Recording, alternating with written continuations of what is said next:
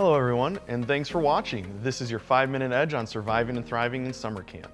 This video was made possible through a partnership between the Wisconsin Out of School Time Alliance and the Wisconsin Department of Children and Families.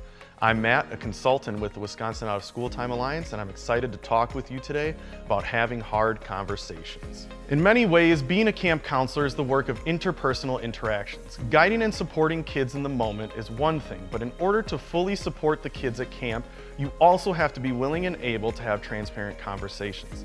This may be with peers, leaders, and caregivers. This can be easier said than done and can feel awkward and intimidating. Here are some tips to make this more manageable. Be aware of your surroundings. Ideally, hard conversations don't involve numerous sets of ears. Depending on your environment, this may mean asking a guardian to step into the main office with you or to step to the side of the group space so everyone is still in sight, but everyone can't be heard. Did this conversation start in the middle of the check-in area where children and parents or guardians can hear you? Can you have this conversation while supervising and watching children? If you're in the middle of an activity, is it appropriate to say, I want to give this topic the attention it deserves? Can we speak during lunch or at 4:30 during cleanup time? Is the conversation regarding a safety concern? If so, it's appropriate to halt the activity and fix the safety concern. You can tell team members, can we talk about how we do this moving forward after the kids leave? Or let's talk about this in our next meeting. Recognize when or if you need to involve others. If a team member or even a parent or guardian is asking for a change in policy or asking for an exception to a rule, you will probably need to involve your supervisor in the conversation. If the conversation is calm and productive, it's great to bring your supervisor into the conversation right away. In some situations, you may choose to get their name, phone number, and write down what they are asking for so you and your supervisor can get back to them. This is especially helpful when a person is upset. It gives your supervisor the opportunity to look into the concerns and issues and prepare how they are going to respond. It gives everybody a chance to normalize their emotions. Box breathing. If you're feeling stressed during a hard conversation, practicing intentional box breathing can help to center you. Breathe in, pause, breathe out, pause. When you breathe in, your mind is going up the side of the box. When you pause, your mind is traveling the length of the box. And when you breathe out, your mind is traveling down the side of the box. And when you pause again, your mind is traveling back to the starting point. 3 or 4 of these should start to settle your heart rate a bit when listening. Not all conversations are spur of the moment, thank goodness. When you're able to plan a conversation in advance, here are some tips to help.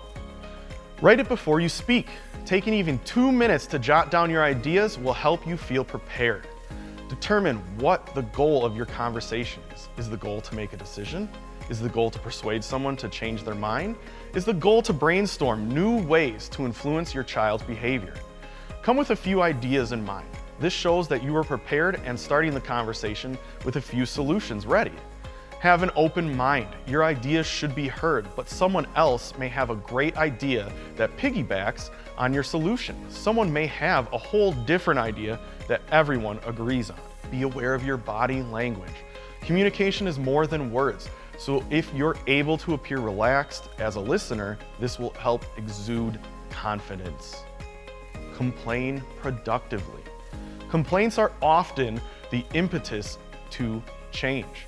When you find yourself complaining about work or a child behavior or a coworker, force yourself to stop and ask yourself how it could be better.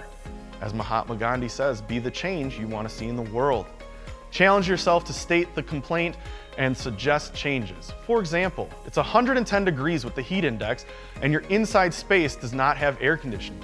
You can't do much about the heat if your administrator is still operating the program. You're not going to magically have air conditioning installed today, but you could play water games. Use cooling clothes around everyone's neck to feel a bit cooler. Suggest that the next activity period should be a brain teaser in the shade instead of the team building activity that is scheduled and out in the sun. Ask the camp director if everybody has open swim for an hour or two to cool off, and if they don't, can they schedule that? Being open with your thoughts and suggestions is a very healthy way to communicate with peers, parents, guardians, and your leadership. Don't worry about perfection. Your motivation to provide the best support to campers will come through. Others may get frustrated and share that frustration. That is a natural reaction to hearing about worries and is not a reflection of you as a person.